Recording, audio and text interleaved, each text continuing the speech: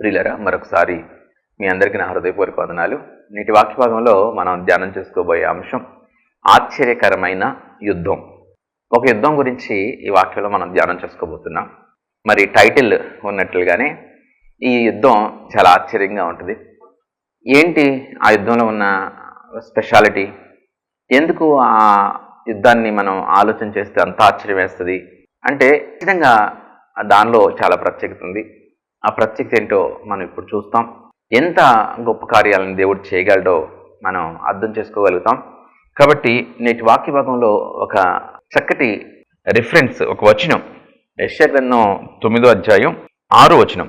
అద్భుతమైన వచనం అది. ఆ వచనంలో ఏముంటుందంటే, దేవునికి ఉన్న పేర్లు, ఆ దేవునిలో ఉన్న గొప్పతనం ఏంటో చాలా స్పష్టంగా మనకు అర్థమవుతుంది. యెషయా గ్రంథం 9వ అధ్యాయం 6వ వచనం. ఏలయనగా మనకు శిశువు పుట్టెను, మనకు కుమారుడు అనుగ్రహింపబడెను, ఆయన భుజముల మీద రాజ్యభారమును, ఆశ్చర్యకరుడు, ఆలోచనకర్త, బలవంతుడైన దేవుడు, నిత్యుడగు తండ్రి, సమాధానకర్తయగు అధిపతి అని అతనికి పేరు పెట్టబడును. యేసు ప్రభు గురించి చెప్పబడిన వచనం. యేసు ప్రభు గురించి చెప్పబడిన ఈ వచనంలో యేసు ప్రభు యొక్క పేర్లు, ఆ పేర్లు ఒక 5 పేర్లు ఇక్కడ రాయబడి ఉన్నాయి. ఆశ్చర్యకరుడు, ఆశ్చర్యకరుడు, ఆలోచనకర్త, బలవంతుడైన దేవుడు, నిత్యుడగు తండ్రి, సమాధానకర్తయగు అధిపతి. 5 పేర్లు ఇక్కడ రాయబడి ఉన్నాయి. ఖచ్చితంగా దేవుడు ఎంత గొప్పవాడంటే, ఈ 5 పేర్లు కూడా చాలా మంది జీవితాల్లో అవి ఉనికి కలిగి ఉన్నాయి. అంటే అవి రుజువులుగా ఉన్నాయి. ఆశ్చర్యకరుడు, ఆయన పేరేంటి? ఆశ్చర్యకరుడు. ఈ 5 పేర్లు మనం ఒకసారి అర్థం చేసుకోవడానికి ప్రయత్నం చేస్తే, యేసు ప్రభుకి ఒక పేరు ఆశ్చర్యకరుడు. ఆశ్చర్యకరుడు అనగా ఆశ్చర్యమైన కార్యాలను చేస్తాడు. ఆయన కార్యాలు మనం విన్నప్పుడు, ఆ కార్యాలని చూసినప్పుడు అవి ఆర్డినరీగా ఉండవు, అన్ని వేళలా జరిగినట్లుగా సింపుల్గా ఉండవు. అసాధ్యం కదా, అది ఎలా జరిగిందబ్బా, అది ఎలా ఎందుకు జరుగుతుంది, అది అలా జరగదు అనేంతగా ఆశ్చర్యకరంగా ఉంటాయి. ఆశ్చర్యకరుడు ఆశ్చర్యమైన కార్యాలని చేయగలడు. దేవుడు ఎందుకు చేయలేడండి ఆశ్చర్యమైన కార్యాలని? మనం మన జ్ఞానంతో మనం అర్థం చేసుకోవాలని ప్రయత్నం చేస్తే అవి మనకు అసంభవం, మనకు అసాధ్యం అవ్వచ్చు, మనిషి జ్ఞానానికి అందకపోవచ్చు, మనిషి ఇప్పటి వరకు అర్థం చేసుకున్న సైన్స్కి అవి అంతు చిక్కకపోవచ్చు. అంటే మనిషి సైన్స్ని నిరంతరం కనిపెడుతూనే ముందుకెళ్తున్నాడు. ఇది సాధ్యమేనా అంటే, అసాధ్యం అనుకున్న వాటిని కూడా మనిషే సాధ్యం చేశాడు. అంటే ఒకప్పుడు ఇక్కడ నుంచి అమెరికా ఫోన్లో ఎలాంటి వైరు లేకుండా మాట్లాడొచ్చు అని ఎవరైనా చెప్తే, ఇలాంటి అవకాశం ఉందని చెప్తే హైలీ ఇంపాసిబుల్ అని మనుషులు అనుకోవచ్చు. కానీ అది కొన్ని సంవత్సరాల తర్వాత సాధ్యమైంది. అంటే సైన్స్ గురించిన జ్ఞానం ఉన్న వాడికి ఒకలాగా, లేని వానికి ఒకలా ఉంది. అంటే మనిషికి జ్ఞానం పెంచుకుంటూ వెళ్తున్నాడు. కాబట్టి మనిషికి అంతా తెలుసు అనుకుంటే అది అసంభవం. మనిషి జ్ఞానానికి అది అంతుపట్టకపోతే, లేకపోతే సైన్స్కి అంతుపట్టకపోతే అది ఇక లేదు, అది అలా జరగదు, జరగదు అనటానికి అవకాశం లేదు. మనిషి జ్ఞానం చాలా పరిమితమైంది. మనిషి జ్ఞానం, దేవుని జ్ఞానం వేరు అని మనం అర్థం చేసుకుంటే, మన కంటికి కనిపించని, మన చెవులకు వినపడని, హృదయానికి అర్థం కాని అద్భుతమైన కార్యాలను దేవుడు చేయగలడు. ఆశ్చర్యకరుడు ఆశ్చర్యకరమైన కార్యాలను చేస్తాడంటే, ఒక సాక్ష్యం. చర్చిలో సుమన్ అనే ఒక అతను ఉన్నాడు. ఆ సుమన్ అనే కుర్రోడు దాదాపు 3-4 సార్లు 10th క్లాస్ తప్పాడు. సరిగ్గా చదవడు, అంత జ్ఞానంగా ఉండడు, చాలా అమాయకంగా, చాలా సరదాగా ఉంటాడు. కానీ తను చదువుని అర్థం చేసుకుని చదవటానికి కానీ మరి రాయడానికి కానీ అవకాశం లేని వ్యక్తి. అయితే 10th క్లాస్ ఎగ్జామ్స్ రాయాలి, 10th క్లాస్ తన పాస్ అవ్వాలి. మరి అప్పటికే 3-4 సార్లు తను ప్రయత్నాలు చేశాడు. తను ప్రయత్నాలు చేసినా విఫలమైపోయాడు. చర్చిలో ఒకరోజు, ఏది ఏమైనా కూడా నేను ఈ సంవత్సరం పాస్ అవ్వాల్సిందే, యేసయ్య నన్ను పాస్ చేసేస్తాడు, నన్ను పాస్ చేయాలని మీరందరూ కూడా ప్రార్థన చేయండి, నేను ప్రార్థన చేసుకుంటున్నాను, అట్ వర్స్ 3 సంవత్సరం నేను పాస్ అవుతానని చెప్పి ఆ సాక్ష్యాలు చెప్పే సమయంలో తను ప్రార్థన రిక్వెస్ట్ని అలా చెప్తున్నాడు, గట్టిగా చెప్తుంటే, మా సంఘ సభ్యుడే సుమను, కుర్రోడి గురించి మాకు తెలుసు, సరిగ్గా చదవడని, అసలు అమాయకంగా ఉంటాడు. ఇలాంటి పరిస్థితుల్లో మేమందరం కూడా అతని గురించి, అతను చెప్పిన మాటలను విని నవ్వుకున్నాం. అతనికున్న గట్టి నమ్మకం ఏంటంటే, యేసయ్య నన్ను పాస్ చేసేస్తాడు అంటున్నాడు. ఏమైందంటే, అలాగూ అన్ని సందర్భాలు అలా జరుగుద్దని, కానీ అద్భుతమైన రీతిలో గొప్ప సంతోషకరమైన వార్త ఏంటంటే ఆ కరోనా టైం అది. ఆ కరోనా పుణ్యమా అంటూ ఆ సంవత్సరం గవర్నమెంట్ అటెంప్ట్ చేసిన వాళ్ళందరూ 10th క్లాస్ అటెంప్ట్ చేసిన వాళ్ళందరినీ పాస్ చేసేసింది. ఆ కోటాలో ఆ సుమన్ 10th క్లాస్ పాస్ అయ్యాడు. అలాగే 10th క్లాస్ సర్టిఫికేట్ కూడా తనకు వచ్చేసింది. కాబట్టి ఆశ్చర్యంగా ఉంది అదంతా కూడా ఆశ్చర్యకరం. అలాంటి ఇన్వాల్వ్మెంట్ లేకుండా కూడా ఒక్కొక్కసారి చాలా అద్భుతమైన కార్యాలను దేవుడు చేయగలడు. మనం నమ్మటమే మనం చేయగలం. నమ్ముటి నీ వలన అయితే నమ్మవానికి సమస్తం సాధ్యమే అన్నాడు. ఇతను కొంతమందికి నమ్మకం ఉండదు. కొంతమంది అద్భుతమైన కార్యాలను వారి జీవితాలు చూస్తారు, చాలా గొప్ప గొప్ప కార్యాలను వారి జీవితాలు చూస్తారు. కొంతమంది ప్రార్థన చేస్తారు కానీ వారి కార్యాలను చూడలేరు. దానికి గల కారణం ఏంటంటే వారిలో నమ్మకం లేకపోవడమే. నమ్ముట నీ వలన అయితే నమ్మవానికి సమస్తం సాధ్యమే అని దేవుని యొక్క వాక్యం చెప్తుంది కదండి. నమ్మకం లేకపోకుండా ఒక రాయి వేస్తారు. సో ఒకసారి అడుగు చూద్దాంలే అన్నట్టుగా ఒక రాయి వేస్తారు. చిన్న ప్రార్థన చేసి చూద్దాంలే అన్నట్టుగా ఒక రాయి వేస్తారు. అంతేగాని వాళ్ళలో గట్టి నమ్మకం విశ్వాసం లేదు. గట్టి నమ్మకం విశ్వాసం ఉంటే అద్భుతమైన కార్యాలను వారి జీవితాల్లో చూస్తారు. అలాగే కొంతమంది వాళ్ళ బలాన్ని, వాళ్ళ బంధువుల్ని, వాళ్ళ స్నేహితుల్ని, వాళ్ళ చదువుని, వాళ్ళకున్న ఆస్తిని, వాళ్ళకున్న జ్ఞానాన్ని నమ్ముకుని కూర్చుంటారు. ఎప్పుడైతే మనం నా వల్ల కాదు నీవే చేయగలవని పరిపూర్ణంగా దేవుని మీద ఆధారపడతామో అనుకుంటామో అప్పుడు కూడా దేవుని కార్యాలను చూడగలుగుతాం. అందుకనే చాలా మంది ప్రార్థన చేస్తారు కానీ కొంతమంది పొందుకుంటారు. నువ్వు పూర్తిగా ఇది నీ వల్ల కాదు అని నువ్వు నమ్మి చాలా మంది హృదయపూర్వకంగా దేవుని పాదాలను పట్టుకొని గట్టిగా బతిమిలాడిన వాళ్ళు దేవుని కార్యాలను చూశారు.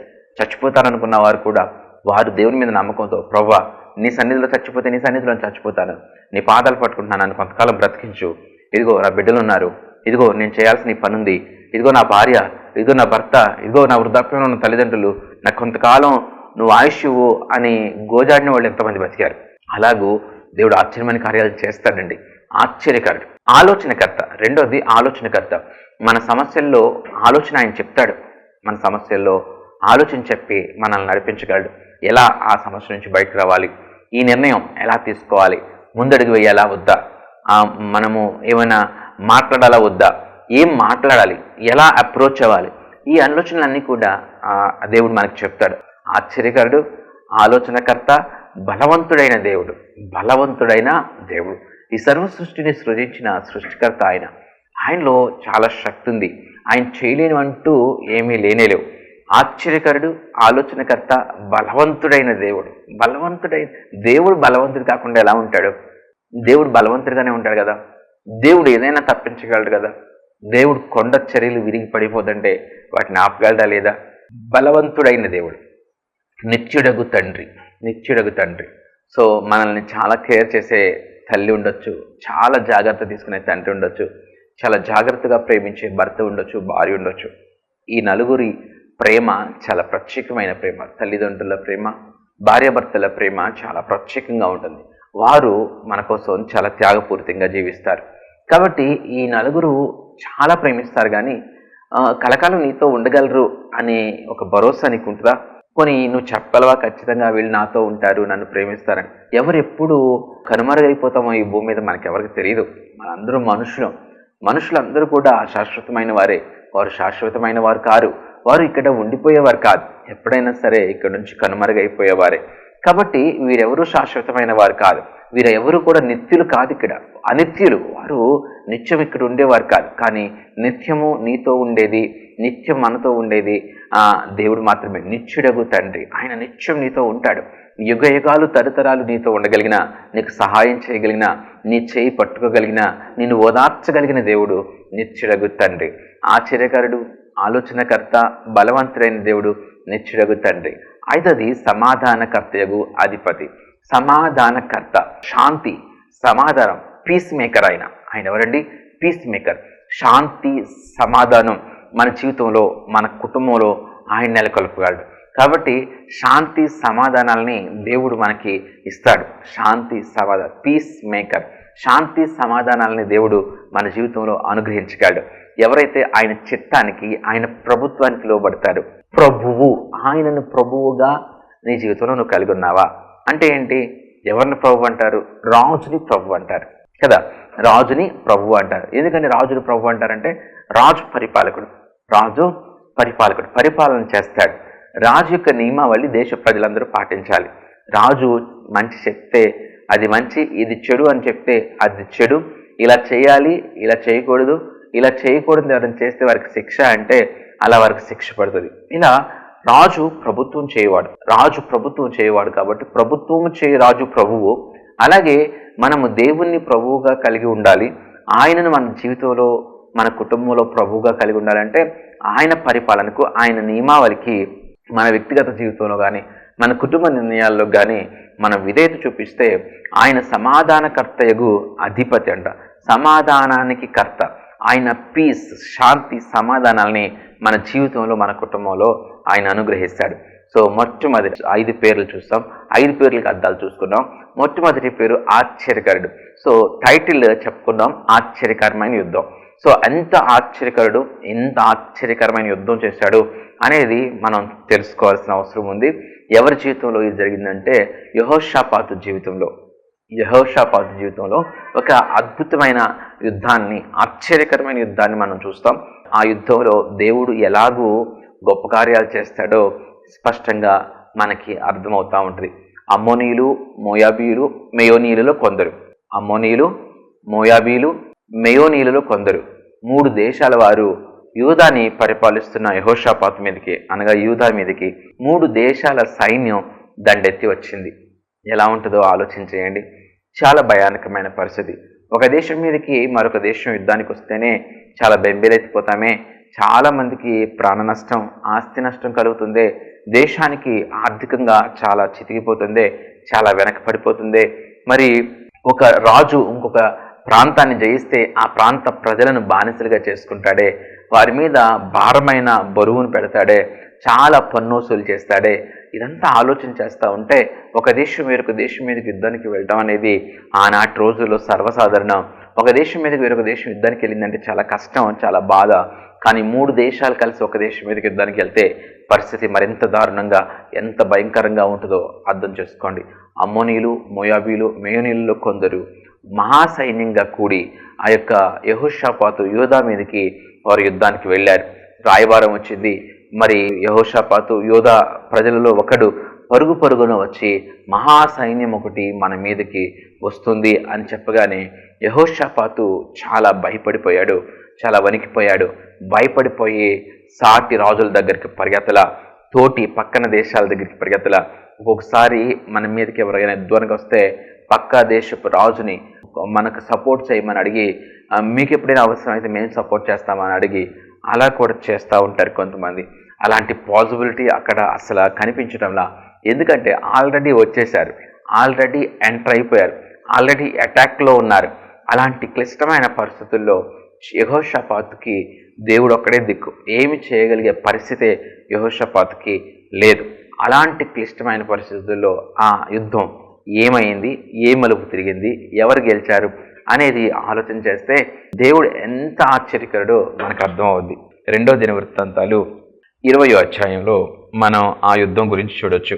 2వ దినవృత్తాంతాలు 20వ అధ్యాయం 1వ వచనం నుంచి. ఇది అయిన తరువాత మోయాబీయులను, అమ్మోనీయులను, మెయోనీయులలో కొందరును దండెత్తి యెహోషాపాతు మీదకి వచ్చిరి.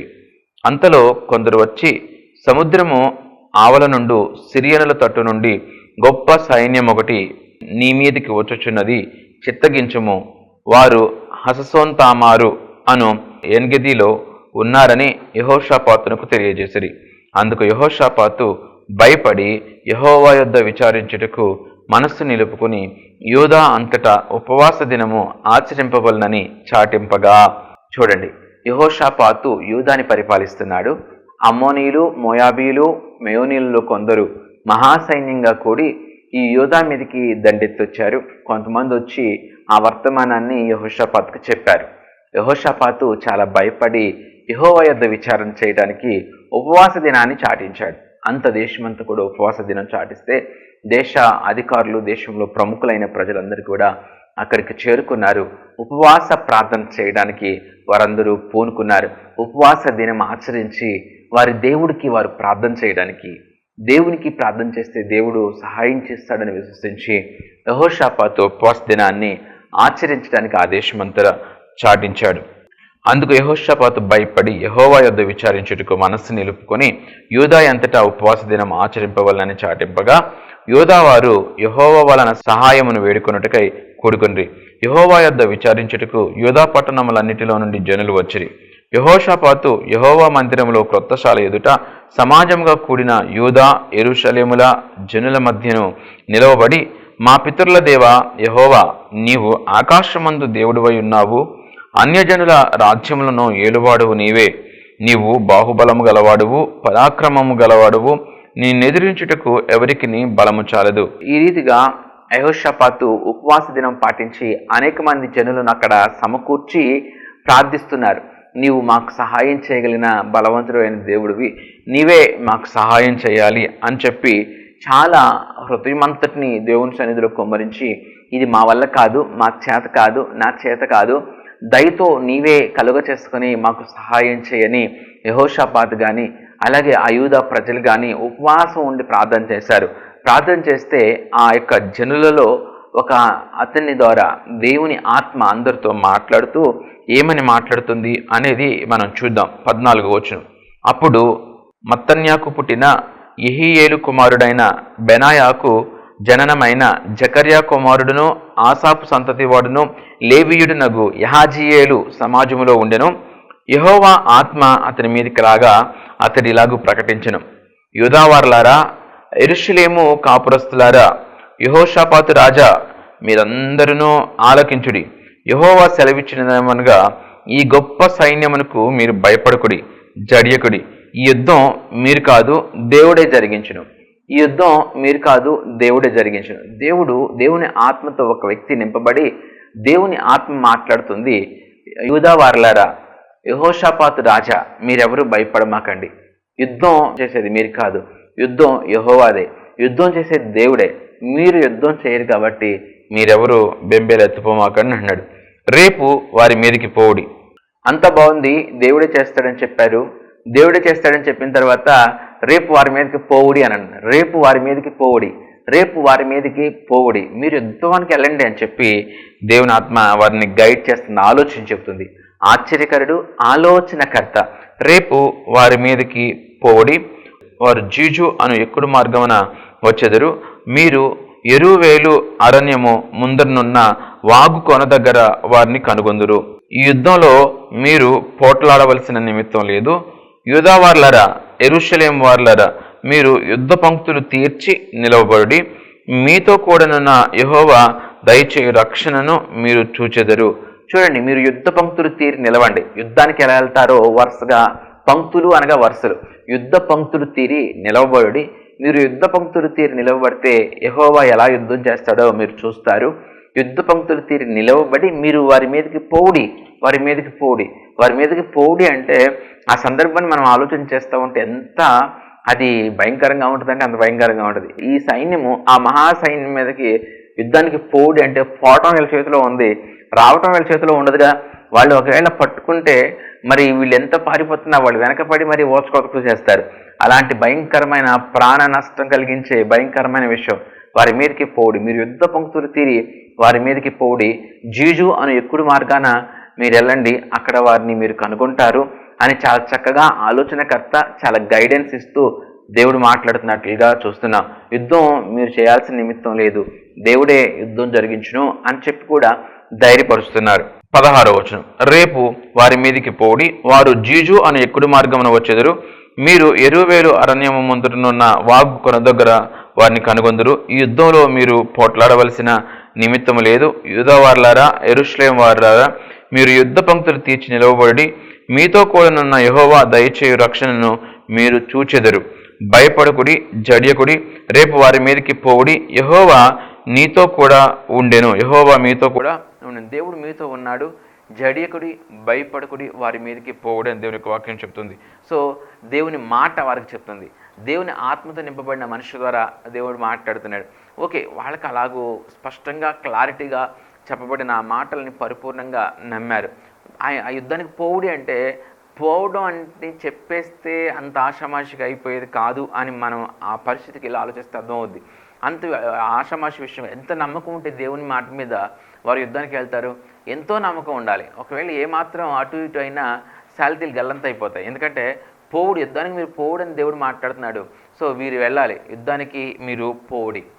సో వీరు యుద్ధ పంక్తులు తీరి నిలిచి వారు యుద్ధానికి కొనసాగాల్సిన అవసరం ఉంది. 17వ వచనం, ఈ యుద్ధంలో మీరు పోట్లాడవలసిన నిమిత్తం లేదు.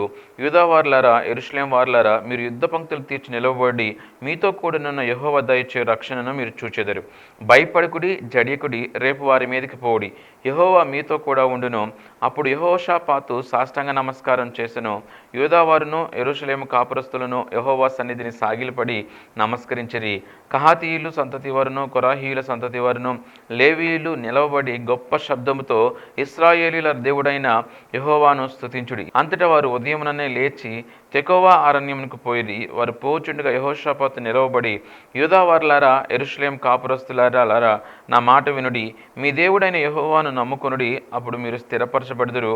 ఆయన ప్రవక్తలను నమ్ముకొనుడి, అప్పుడు మీరు కృతార్థులగుదురని చెప్పెను. మరియు అతడు జనులను హెచ్చరిక చేసిన తరువాత యెహోవాను స్తుతించుటకు గాయకులను ఏర్పరిచి వారు పరిశుద్ధాలంకరములు ధరించి సైన్యం ముందట నడుచుచు యెహోవా కృప నిరంతరమును ఆయన స్తుతించుడి అని స్తోత్రం చేయుటకు వారిని నియమించును. చూడండి ఏం చేస్తున్నాడంటే, యుద్ధ పంక్తులు తీరి యుద్ధానికి పోవుడి అంటేనే మనకు భయంగా ఉంది.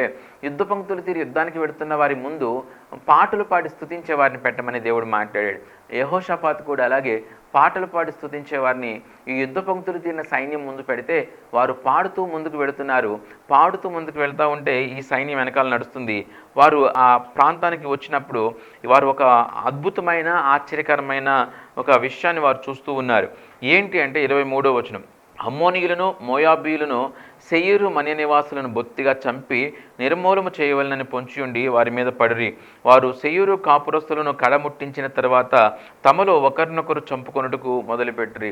ఈ అమ్మోనీయులు మోయాబీయులు మేయనీయులలో అక్కడ ఒక ప్రాంతం సెయీరు ప్రాంతం అని ఉంది. ఆ సెయీరు మన్య నివాసుల్ని వారి బొత్తిగా చంపేసి వారి దగ్గరున్న ఆస్తిని వీరు పంచుకోవాలనుకున్నారు. చాలా కొద్దిగా ఉంది, అది చాలా కొద్దిగా ఉంది. ఇప్పుడు యూదా వారిని చంపినా లేకపోతే వీళ్ళని చంపినా వచ్చే ఆ కొద్దిలో వీళ్ళందరూ కూడా ఇంత మహాసైన్యము వాటిని తీసుకుంటే మనిషికి ఇంత కూడా రాదు, కొంచెం కొంచెం కూడా రాదు. కాబట్టి వీళ్ళకి ఒక దుర్బుద్ధి పుట్టింది. ఆ సెయ్యూరు మణి నివాసుల్ని చంపేసిన తర్వాత వారిని వీరు చంపుకోవడం మొదలెట్టారు. ఎవడో మిగిలితే వాడే ఎక్కువ తీసుకోవచ్చు అనే ఒక దుర్బుద్ధితో ఈ అమ్మోనీయులు మోయాబీలు మేయోనీయులు వీళ్ళందరూ కూడా ఒకరినొకరు చంపుకోవడం మొదలెట్టారు. ఎందుకు కొట్టుకుంటున్నారు, ఎందుకు చంపుకుంటున్నారో కూడా ఈ యొక్క ఇశ్రాయేలీలకి యోధా వారికి యెహోషాపాతుకి అప్పుడే అర్థమై ఉండదు. వారు దూర ప్రాంతంలో వీరిని చూస్తున్నారు, వాళ్ళు కొట్టుకుని చచ్చిపోతున్నారు. వారు దగ్గరకు వచ్చేటప్పటికంటే ఒక్కడు కూడా బతికలేడు, అందరూ చచ్చిన శవాలై పడిపోయారు. ఆశ్చర్యమైన యుద్ధం కాదు. మీరు యుద్ధం చేయాల్సిన అవసరం లేదన్న దేవుని మాట నమ్మదగిందేనా? మీరు యుద్ధం చేయాల్సిన నిమిత్తం లేదు, మీరు యుద్ధ పంక్తులు తీరి ముందుకు నడవడి, ముందుకు పోవుడని చెప్పాడు. దేవుని మాటలను నమ్మితే మనకి చాలా చాలా మేలు కలుగుద్ది. కొంతమంది ప్రశ్నిస్తూ ఉంటారు, యుద్ధం చేయాల్సిన అవసరం లేకపోతే యుద్ధానికి వెళ్ళటం ఎందుకు, లేకపోతే అలా చేయాల్సిన అవసరం లేకపోతే ఇలా చేయటం ఎందుకు అని ఎన్నో రకాల వితండవాదాలు చేస్తూ ఉంటారు. యుద్ధం చేయాల్సిన అవసరం లేదు కానీ యుద్ధానికి వెళ్ళమని చెప్పాడు దేవుడు. వీరు వెళ్ళారు. వెళ్ళిన తర్వాత వారి జీవితంలో ఒక ఆశ్చర్యకరమైన యుద్ధాన్ని చూశారు వాళ్ళు. సో వారి మీద పడి వారు సెయ్యూరు కాపురస్తులను కడముట్టించిన తర్వాత తమలో ఒకరినొకరు చంపుకున్నట్టుకు మొదలుపెట్టిరి. యోధా వారు అరణ్యమందున్న కాపుర్ల దుర్గము దగ్గరకు వచ్చి సైన్యము తట్టు చూడగా వారు శవములై నేల పడి ఉండిరి, ఒక్కడును తప్పించుకొనలేదు. యెహోషాపాతును అతని జనులను వారి వస్తువులను దోచుకొనుటకు దగ్గరకు రాగా ఆ శవముల యొద్ద విస్తారమైన ధనమును ప్రశస్తమైన నగలను కనపడెను. వారు తమకిష్టమైనంత మట్టుకు తీసుకుని తాము కొనుక్కోగలిగినంత కంటే ఎక్కువగా ఒలుచుకొనిరి. కొల్ల సొమ్ము అతి విస్తారమైనందున దాన్ని కూర్చుకొనుటకు 3 దినములు పట్టెను. అంటే ఈ యోధా వారు, ఈ ఇజ్రాయేలీలు ఆ యొక్క వారి దగ్గర కొల్లసు, అమ్మోనీయులు మోయాబీలు మేయోనీయులు వీళ్ళ దగ్గర ఉన్న కొల్ల సొమ్ము, వారందరూ కూడా ఒకళ్ళనొకళ్ళు కొట్టుకుని చచ్చిపోయారు కదా, వారి దగ్గర ఉన్న కొల్ల సొమ్మును ఒలుచుకోవడానికి, వంటికి ఉన్న ఆ యొక్క ఆభరణాలను ఒలుచుకోవడానికి 3 దినాలు పట్టిందంట. ఎంత విస్తారమైన ఆ లాభం వీళ్ళకి కలిగిందో చూడండి. ఎంతో భయంకరమైన నష్టం, ఉపద్రవం, ఉప్పెన వచ్చి పడిపోద్ది అనుకున్న దాన్ని ఉప్పెనను, ఉపద్రవాన్ని, భయంకరమైన నష్టాన్ని దేవుడు లాభంగా మార్చాడు, ఆశీర్వాదంగా మార్చాడు. అది ఆశ్చర్యకరమైన యుద్ధం. కాబట్టి దేవుడు చెప్పిన మాటకి విధేయత చూపించడం. ఇక్కడ యెహోషాపాతులో ఆ యొక్క యోధా ప్రజల్లో మనం చూసేది దేవుడు చెప్పిన మాటకి విధేయత చూపించారు. వారు మా వల్ల కాదు, నువ్వు సహాయం చేయి అని దేవుని మీద ఆధారపడ్డారు. దేవుడు చెప్పినట్లుగా నడుచుకున్నారు. వారికి వచ్చిన సమస్యలో వారు దేవుని వైపు చూశారు, వారు ప్రార్థించారు, దేవుణ్ణి నమ్మారు, మరి రిస్క్ చేశారు. వారు యుద్ధానికి పోమంటే వారు దేవుని నమ్మి దేవుని మాట నమ్మకంతో యుద్ధానికి వెళ్ళారు. ఇంకా దేవుని స్తుతించడం, వారికి వచ్చిన ఉపద్రవంలో దేవుని స్తుతిస్తూనే ఉన్నారు. ఇవన్నీ చూస్తూ ఉండాం. అలాంటి జీవితం గానం అనుకుంటే మన ప్రార్థన కూడా దేవుడు ఆలకిస్తాడు. ఆశ్చర్యమైన కార్యాలు మన జీవితంలో కూడా చేస్తాడు. వారు చూస్తూ ఉండగానే వారు అమ్మోనీలు, మోయాబీలు, మేయోనీలు కొట్టుకొని చచ్చిపోయారు. వారి కొల్ల సొమ్మును వలవడానికి 3 దినాలు పట్టిందంటే ఎంత కొల్ల సొమ్ము వీరికి వచ్చిందో చూడండి.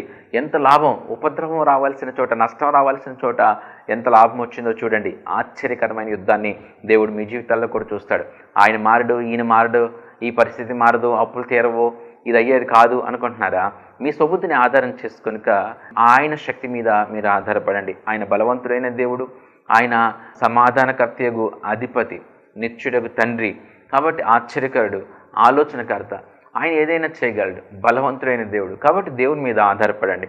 ఎవరి మనసు ఆయన మీద ఆనుకుంటుందో వారిని దేవుడు పూర్ణ శాంతి గలవానిగా చేస్తాడు. ఆయన మాట నుండి విధేయత చూపిస్తే, మనం ఆయన మాటకు లోబడితే ఖచ్చితంగా మన జీవితాల్లో కూడా మనం ఇలాంటి ఆశ్చర్యకరమైన యుద్ధాలని ఎన్నో చూడొచ్చు. అలాంటి కృప దేవుడు మనందరికీ అనుగ్రహించును గాక. ఆమేన్. ప్రార్థన చేసుకుందాం. మహాగణుడు, పరిశుద్ధుడైన మా ప్రభువా, మీకు స్తుతులు స్తోత్రాలు చెల్లిస్తూ ఉన్నాం. మీరు మాట్లాడిన ప్రతి మాటను బట్టి వందనాలు అయా. ఈ మాటలు బిడ్డ కూడా మర్చిపోకుండా వారి హృదయాల్లో భద్రపరుచుకుని వారి జీవితాల్లో కూడా మీరు ఆశ్చర్యకరమైన యుద్ధాలను చేయగలిగిన వాడవని, యుద్ధం మేము చేయాల్సిన అవసరం లేదని, యుద్ధం మీరు చేస్తారని, అయా మా శత్రువుల మీద మాకు విజయం ఇస్తారని, ప్రతి విషయంలో కూడా మీరు మాకు విజయాన్ని ఇవ్వగలిగిన దేవుడు అని, అయా మీ మీద ఆధారపడే స్థితి మాకు అందరికీ అనుగ్రహించమని, మీ సహాయం దయచేయమని ప్రభువా యేసు నామములో ప్రార్థించి వేడుకుంటున్నాను తండ్రి. ఆమేన్. దేవుడు మనందరినీ దీవించి ఆశీర్వదించును గాక. ప్రియులరా, ఈ వర్తమానాలన్నీ జోసెఫ్ సుశీల్ అనే యూట్యూబ్ ఛానల్లో అప్లోడ్ చేయబడుతున్నాయి. కాబట్టి ఖచ్చితంగా యూట్యూబ్ ఛానల్ని సందర్శించండి. యూట్యూబ్ ఛానల్లో జోసెఫ్ సుశీల్ అని మీరు టైప్ చేస్తే ఆ ఛానల్ వస్తుంది. మరి ఇతర వర్తమానాలను కూడా ఖచ్చితంగా వినండి. అలాగే ఈ వర్తమానాలు ప్రవచన్ టెలివిజన్లో ప్రతి ఆదివారం ఉదయం 7:30కి, సాయంత్రం 7:30కి ప్రసారం అవుతూ ఉన్నాయి. ఖచ్చితంగా వాటిని కూడా వీక్షించమని మీకు మనవి చేస్తూ ఉన్నాను. దేవుడి ప్రకటన దీవించును గాక. ఆమేన్. ప్రియమైన సహోదరి సహోదరులారా, మీకు నా హృదయపూర్వక వందనాలు తెలియచేస్తున్నాను. మీ ఆత్మీయ జీవితం ఎలా ఉంది? ఈ జీవన పయనంలో ఎదురయ్యే శోధనలలో విజయం పొందుకుంటున్నారా? మంచిది. మనం శోధనలను సహించి విజయం పొందటం ద్వారా మన పరలోకపు తండ్రి ఎంతో సంతోషిస్తారు. ప్రార్థనకు, వాక్య ధ్యానానికి, ఆటలతో ప్రభువును స్తుతించడానికి నీవు ఖచ్చితంగా ప్రతిరోజు సమయం కేటాయించాలి. అప్పుడే నీవు లోకంలో ఉంటూనే నిష్కలంకంగా జీవించగలవు. చెట్టు మంచిదైతే విత్తు మంచిదవుతుంది. యథా రాజా తదా ప్రజ. మంచి కాపరిని కలిగిన మందలు ధన్యమైనవి. చిన్న కుటుంబం చింతలు లేని కుటుంబం. పెద్ద సంఘం కావాలి అని కాదు, మంచి సంఘం కావాలి అనుకోవాలి. అట్టహాసాలకి, ఆడంబరాలకి, ఆటపాటలకి ఆకర్షితులు కాక ప్రభువుకు సంపూర్ణ విధేయత చూపిస్తూ మంచి నడవడిక, మంచి సాక్షి జీవితం, మంద పట్ల బాధ్యత కలిగిన కాపరిని ఎంచుకోవాలి. ఆ సంఘంతోనూ, ఆ సేవకునితోనూ, తద్వారా ప్రభువుతో అంటుకట్టబడి ఉండాలి. మీ కష్టార్జితం, మీ దశమ భాగాలు మీరు సంతోషంగా దేవునికి కానుక ఇవ్వాలనుకున్నప్పుడు వాటిలో శ్రేష్టమైనవి, అత్యధికమైనవి మీ సంఘ కాపరికి మాత్రమే ఇవ్వాలి. మంద కాచేవాడు మంద పాలుకి అర్హుడు. ఎక్కడో ఉండే టీవీ వర్తమానికుడు ఎంతవరకు నీ మంచి చెడ్డ పట్టించుకోగలడు?